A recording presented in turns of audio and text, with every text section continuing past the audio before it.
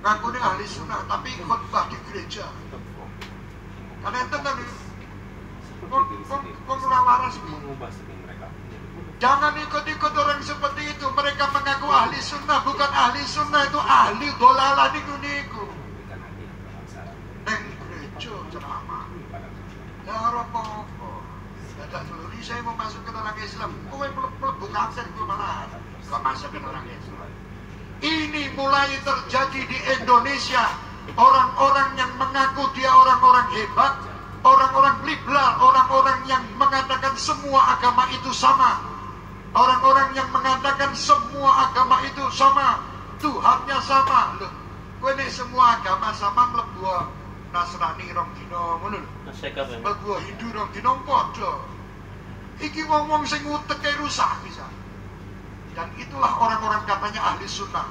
Ini toleransi, ojo melu-melu. Terutama orang-orang Jawa Timur. Saya ahli sunnah wal jamaah, saya pula mustasyar NU. Tetapi saat ini banyak orang-orang NU yang otaknya sudah mulai dirusak oleh orang-orang luar. Yang mereka mengatakan semua agama sama. Mereka dakwah di dalam gereja. Bukan dakwah, mereka justru menghina agama Islam di depan orang-orang kafir. Hati-hati. Ini mulai banyak orang-orang yang mengaku NU tapi rusak. Saya tidak peduli dia kiai apa habib ora mudeng. Siapapun yang melakukan seperti itu, ojo dicedai didoi. Mereka penyakit-penyakit yang ada di negeri ini.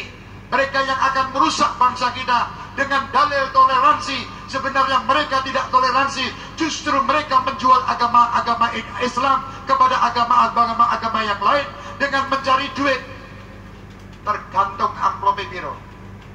Jadi maulid ini bangkit. Malu kali kanjeng Nabi. Ngisi ini jenengan ngaku umat Rasulullah. Tapi kalau jenengan setiap saat membuat sakit hati Nabi Muhammad, jangan ngaku umat Rasulullah kalau setiap saat Anda